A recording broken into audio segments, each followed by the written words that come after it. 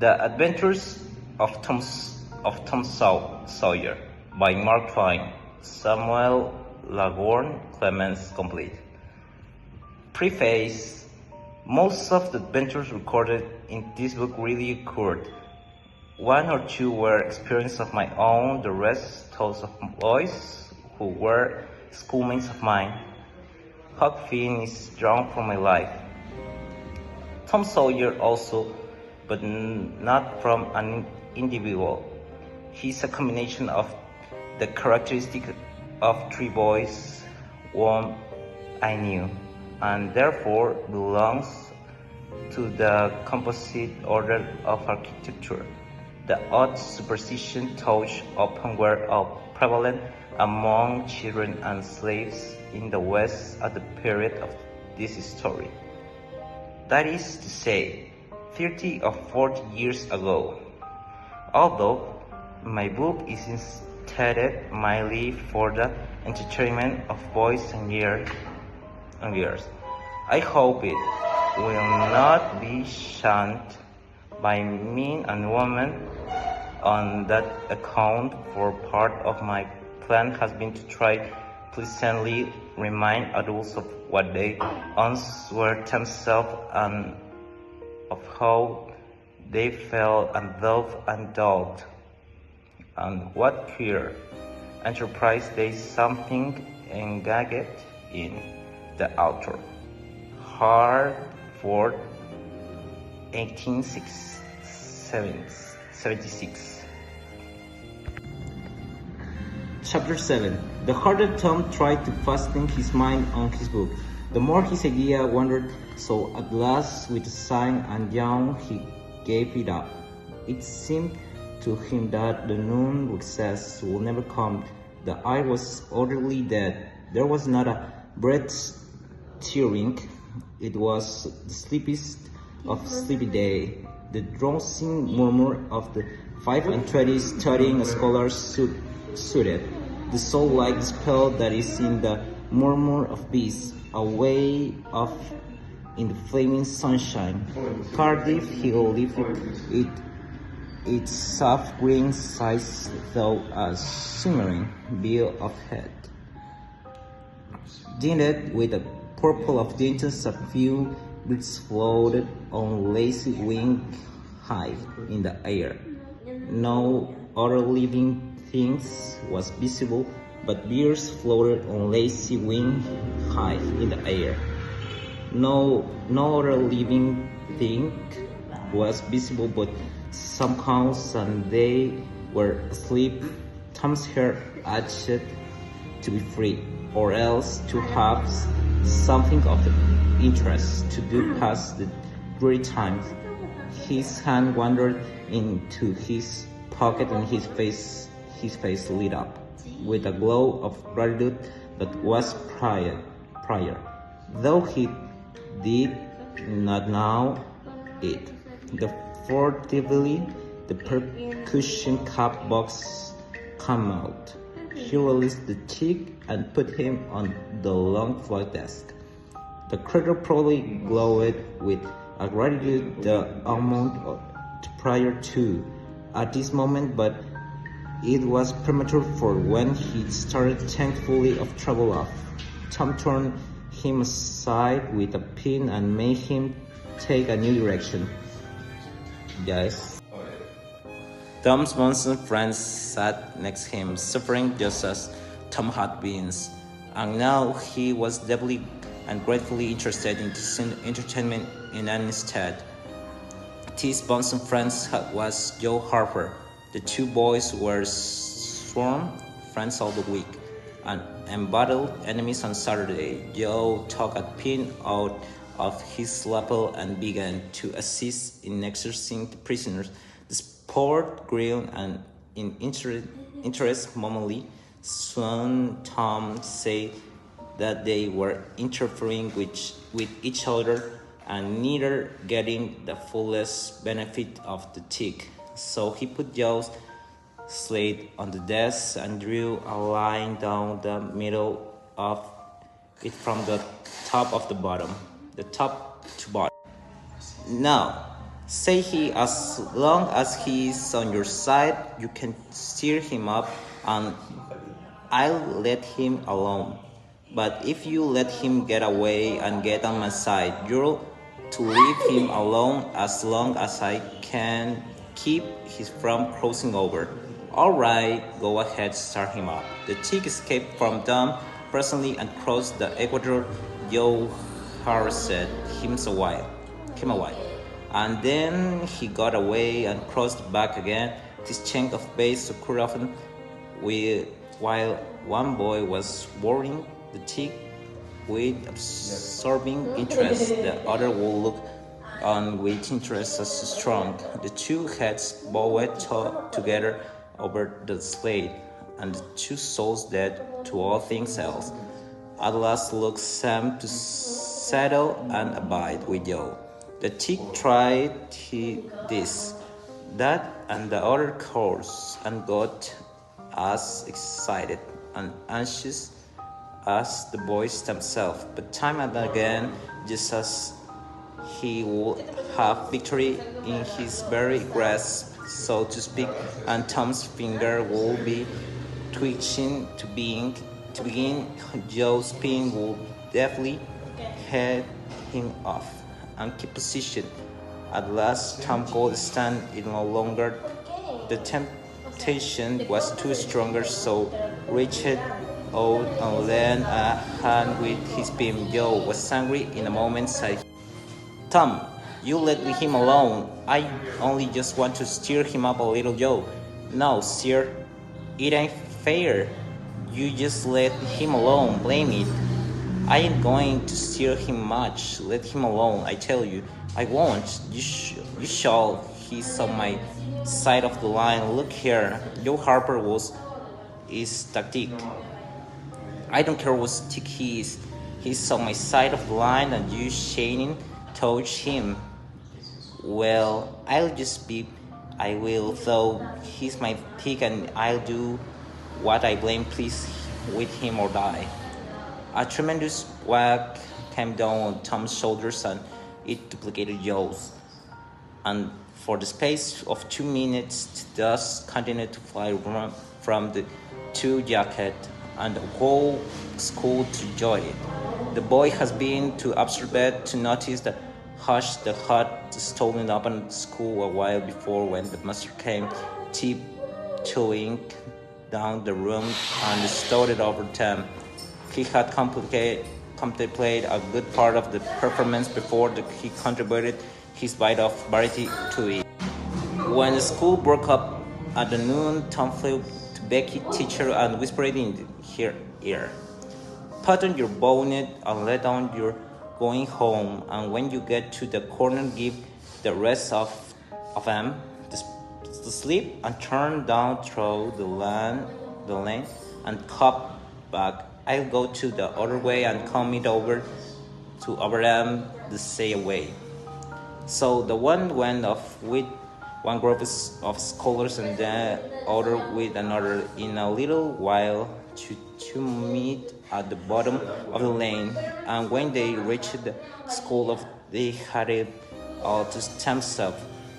Then they sat together with the slate before them, and Tom gave Biggie the pencil and held her hand in his. Get it. And so created another surprising house. When the interest in art began to wane, the two fell to talking. Tom was swimming in bliss. He said, Do you love rats? No, I have them. Well, I do too.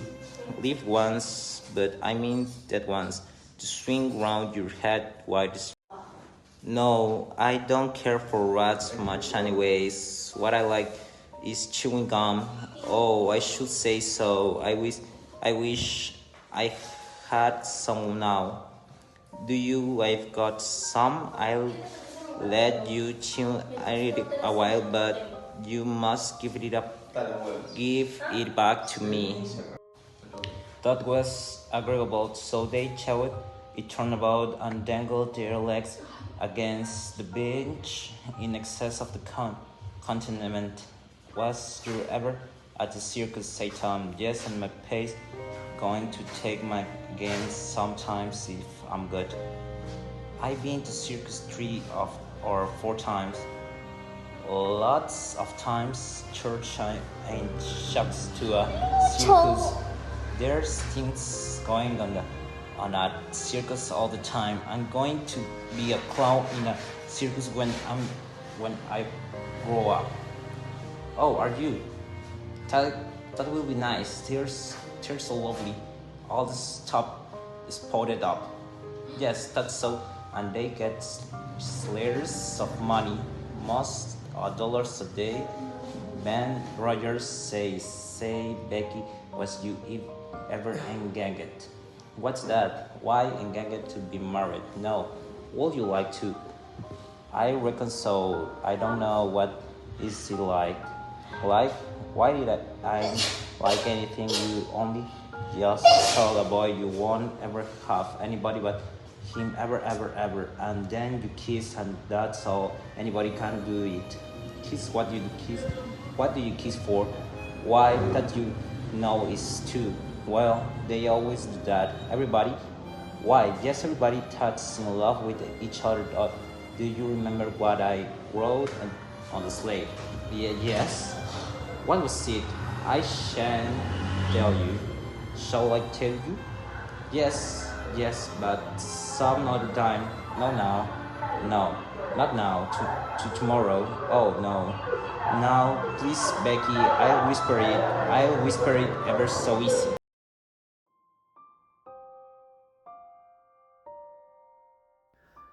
Becky hesitated. Tom looked silent for consent, and passed her arm about her waist and whispered, "The day lever so softly."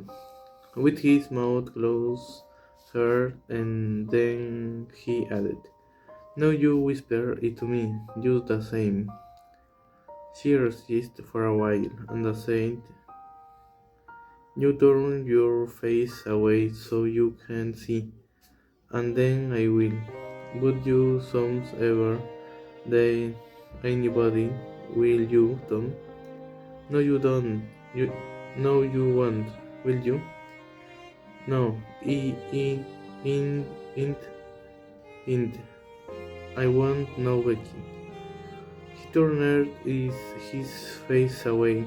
She bent timidly around till her breath stirred his course and whispered, "I love you."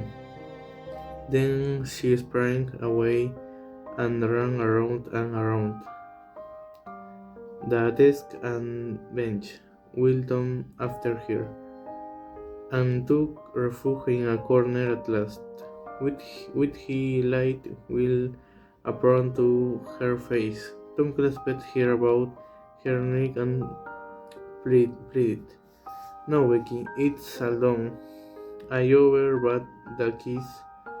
Don't you be afraid of that ain't anything at all. Please, Becky." And he tugged at her apron and the hands. By and by she gave up and let her hands drop. Her face glowing with the strong came up and sublime. Tom kissed the red lips and said, "No, it done, Becky. And always after his, you know, you ain't ever to love anybody but me. And you ain't ever to marry anybody but me. Ever, never, and forever. You will? Will you?" "No, I never loved anybody but you, Tom, and I'll never marry anybody but you, and you ain't to ever marry anybody but me, either." Her, certainly, of course, that part of it. And always coming to school or when we're going home. You're to walk with me, when there ain't anybody looks, and you choose and I choose your at page. because that the way you don't win your ingot. It's so nice. I never heard of it before. Oh, it's ever so gay. With me and Amy Lawrence. Davy Case told Tom his blunder and he's too confused. Oh Tom, then I ain't of fears you ever been in get to. The child began to cry. Tom said, "Oh, don't cry, Becky. I don't care for her anymore." "Yes, you do, Tom, you know you do." Tom tried to put his arm about her neck, but she pushed him away and turned her face to well, and when Tom grinned, Tom tired again with something warm in his mouth, and has repulsed again. Then his pride was up, and he strode away and went outside. He thought about reset and enemies for a while, glancing at the door, every now and then hoping she would repent and come to find him. But she did not. Then he began to feel bloody and fear that he was in the world. It was a hard struggle with him to make new advances now, but he never hinted to it and entered. She was still instantly back there in the corner, sobbing with her face to the wall. Tom's hair smote him. He went to her and stood a moment, not knowing exactly how to proceed. Then he said hesitantly, "Becky, I don't care for anybody but you." No reply, but sobs. "Becky, pleading. Becky, won't you say something?" More sobs. Tom got you his feet. He will. A breath now from the top of an hydrant and passed it around here so that she could see it, and said, "Please, Becky, won't you take it?" She struck into the floor. Then Tom marched out of the house and over the hills and far away, to return to school no more today. Presently, Becky began to suspect. She ran to the door. I was not in sick. She flew around to the play yard. He was not there. Then she called, "Tom, come back, Tom." She listened intently, but there was no answer. She had no companions but silence and Lionel's. So she sat down to cry again unappeared herself, and by this time the scholars began to gather again, and she had to hide her grief and still her broken heart and take up the cross of long. During a shing afternoon, well known among the strange about her to stanch sorrows white.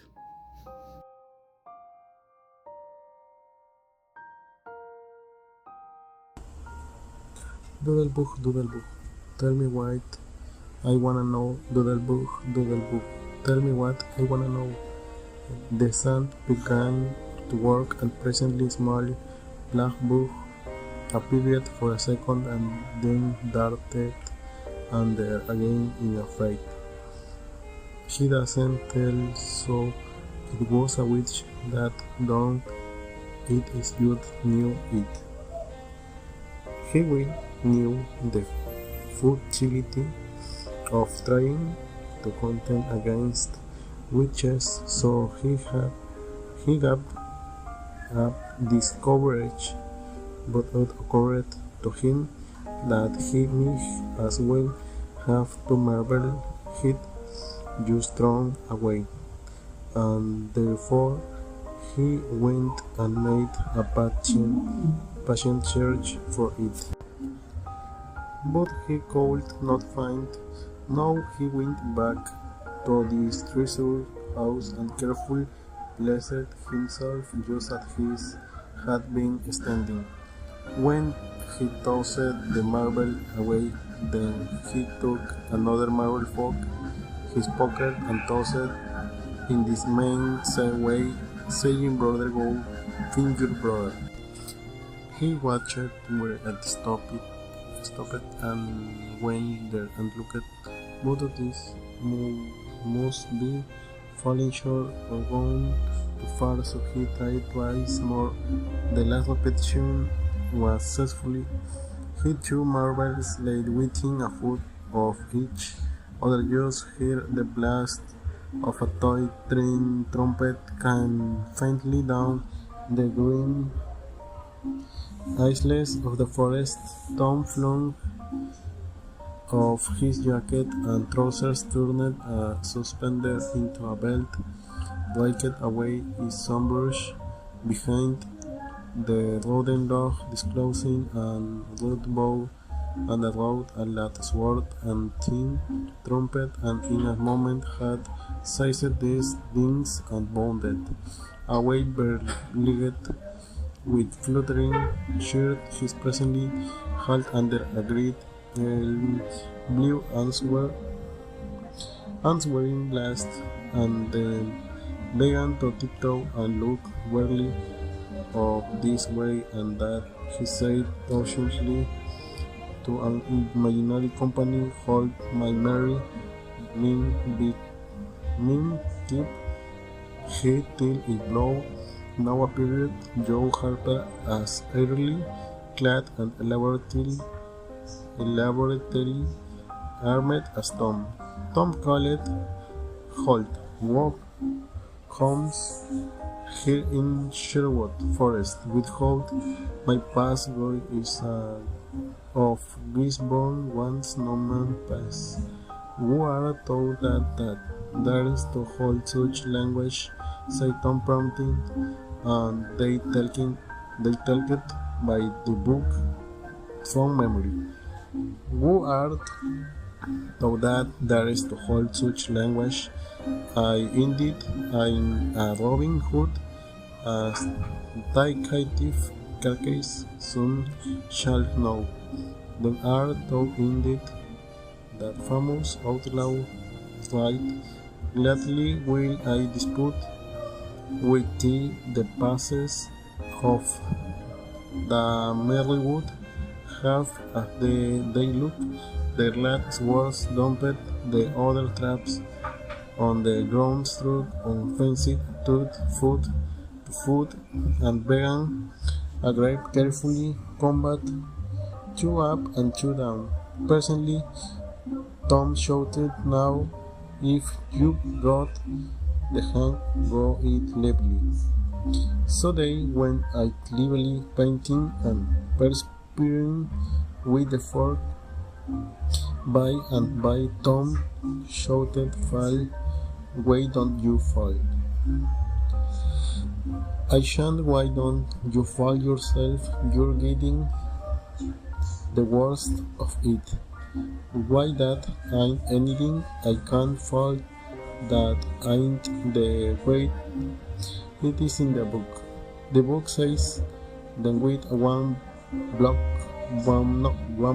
back-handed stroke, he slew poor Guy of Gisborne.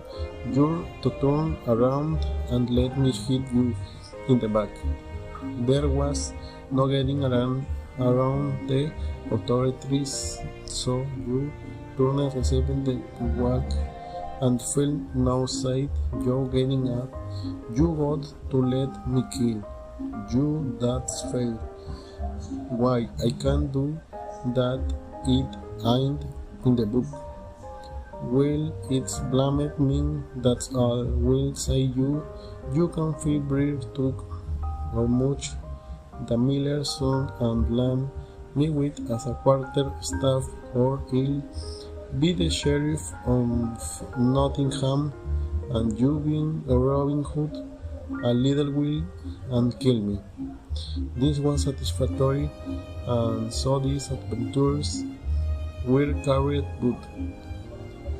Then Tom became Robin Hood again was allowed by treasures none to bleed his strength away through his neglected want and last Joe, representing a world thrift of keeping outlaws, dragged him sadly for gave his bow in his feeble hands, and Tom said, "Where this arrow fall, there bury poor Robin Hood, the greenwood tree." Then he shot the arrow and fell back, and the wolf half did but he lit on a needle and sprang up so gaily for a purpose. The boys dressed themselves did their accomplishments, and when of grieving that were no outlaws many anymore, and wondering what modern civilization could claim to have to done compensate for their loss. They said they would rather be outlaws a year in Sherwood Forest than President of the United States forever.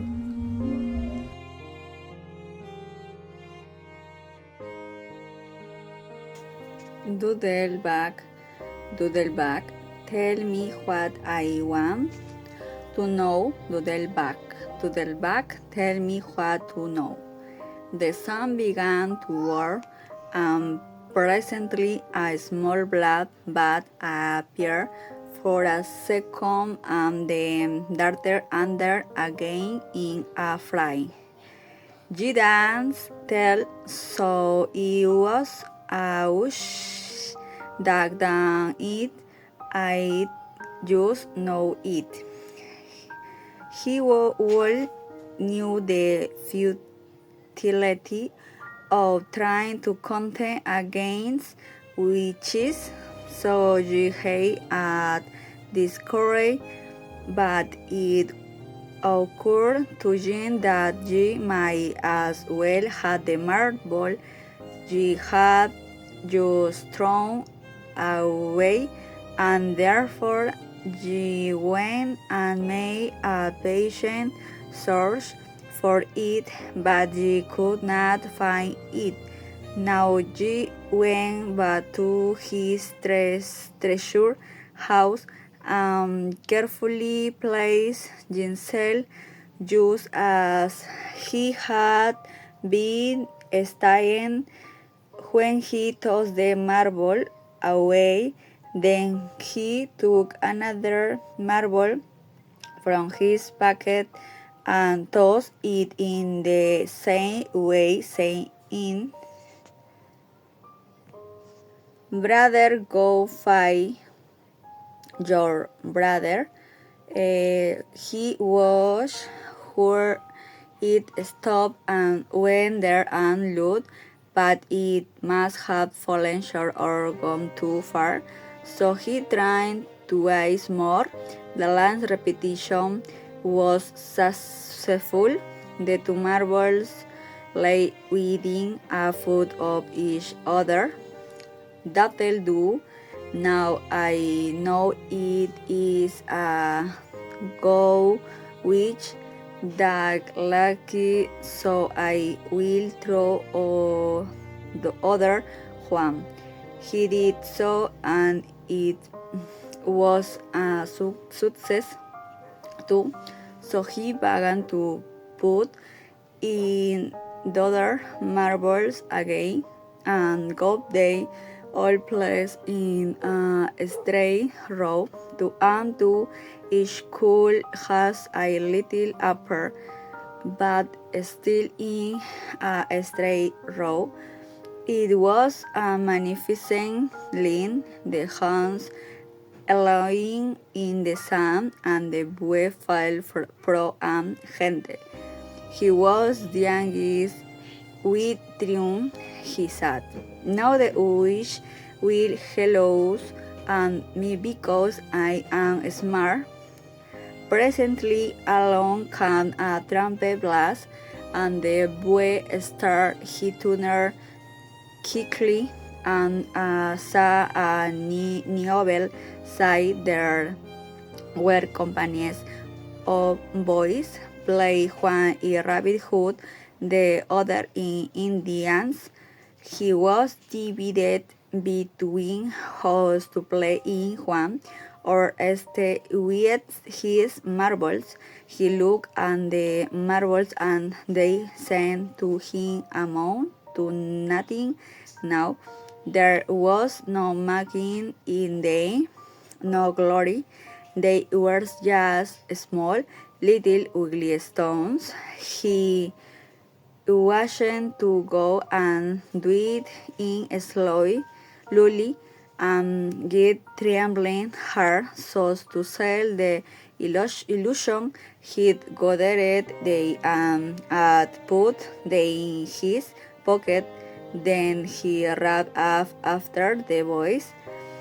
He, he was surely welcome and pretended to be just coming from the yard, and that he had just discovered the guy, and that he had not been thinking of marbles at all. He was pretty proud of his strategy and was fearful they might find out he had been playing alone, which would be a terrible disgrace.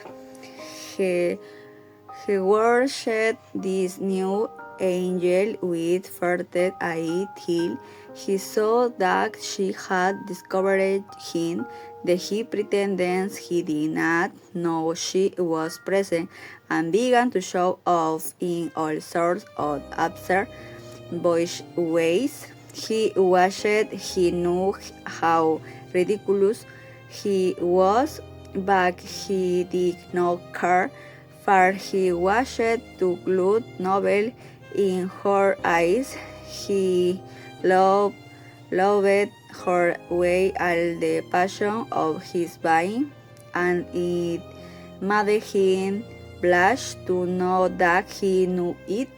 He did not sing him out in any way, but her wisdom proved that this was the most curious, the most efficient plan. He looked just the same to hit as the rose, but the bue nugdashus that saying was the finest treatment of all. He tried to engage him into a trial of strength, but he did one the trench, and he did another. He tried to outshout him, but he was no match. He tried to outrun him, but he could not. He believed he was anything but modest. He knew it too, and that was the fact. And however, or to letter this angel with her lit bouquet in her hand can trip along, just as if she had not played and all. She was a vision of grace, a dream of beauty, a vision of delight. The wizard and was at her with the muse face of a worshipper. Then she turned a kid glass upon him, and he folded his hand and made a blush at her. Then he begged his head and he did face it his hands and shook with trembling with telling he had no verbal for his gratitude, but he looked it, but he spoke it with his body, with his eyes, with every action. This angel knew that he loved her, and she knew it surely.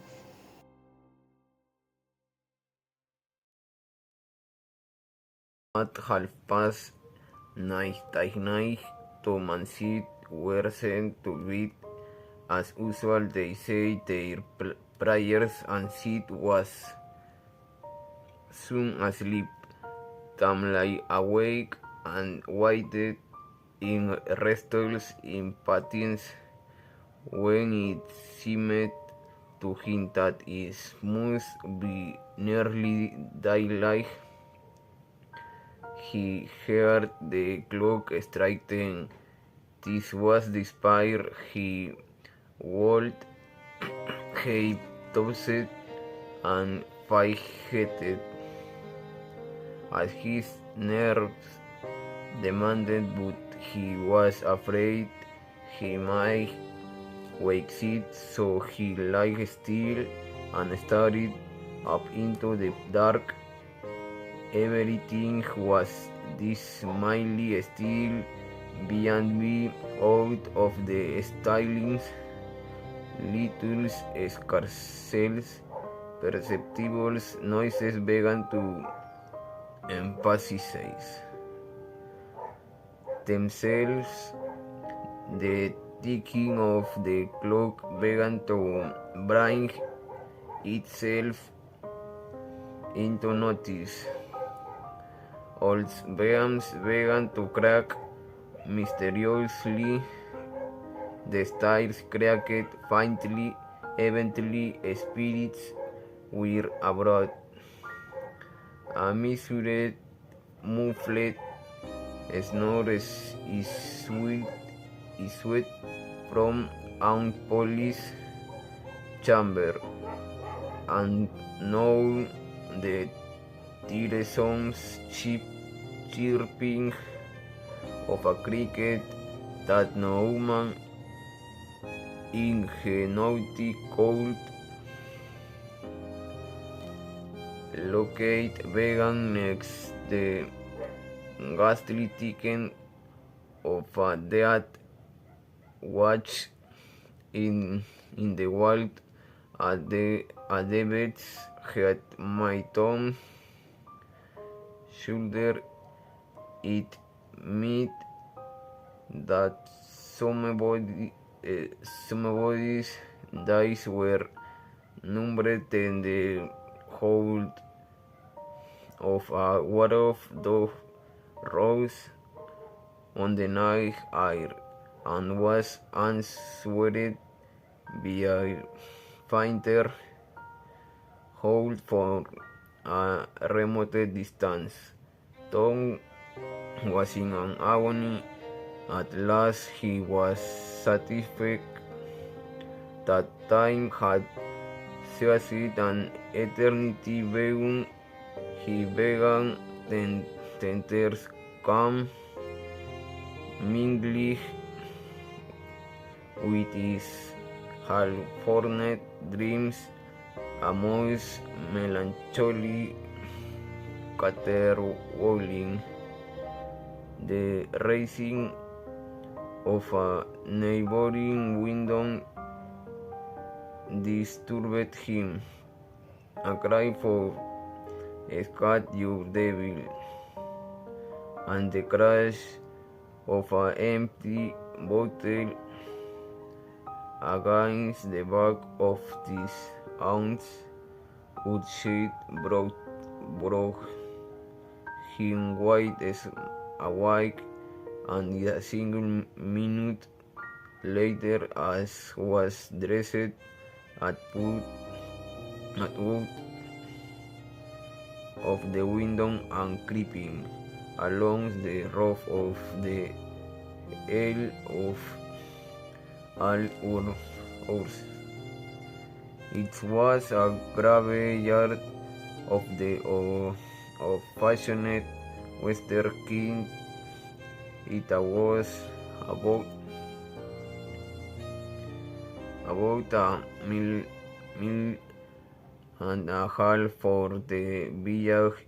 It has a crazy board fence around it which leaned inward in places and could work the rest of the time.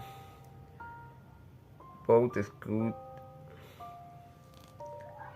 upright, nowhere grass and weeds green ran over the whole cemetery. All the old graves were sunken in. There was not a tombstone on the place. Round top it were meeting boards staggered over the graves, learning of the support and things dig known, sacred to the memory of so and so had been painted on the once, but it could no longer have been read on the most of them, no, even if there had been light. Then they waited in silence for what seemed a long time. The voting of a distant owl was at the sound that trembled the dead stillness. Tom's reflections grew oppressive. He must force some talk, so he said in a whisper, "Chucky, do you believe the dead people like it for us the behavior?" Chuckleberry whispered, "I wish I could know it is our full solemn like I did. I bet it is." There was considerable pause while the boys canvassed this matter inwardly. Then Tom whispered, "Say, Hooky,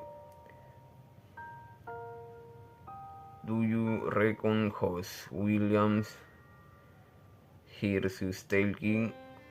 "Of course he does," lest his spirit does Tom after a pause. "I wish I'd say Mr. Williams, but I never meant any harm. Everybody calls hit horse. A body can be too particular how they talk about this year. This was a damper and conversation died again. Presently Tom seized his comrade's arm and said, "What is it, Tom?" And the two clung together with burning hands. There it is again. Did not you hear it? Aye, there now you hear it, Lord Tom. They're coming, sir. What I'm we do? I don't know. Think they see us? Oh, Tom, they can see in the dark, same as cats.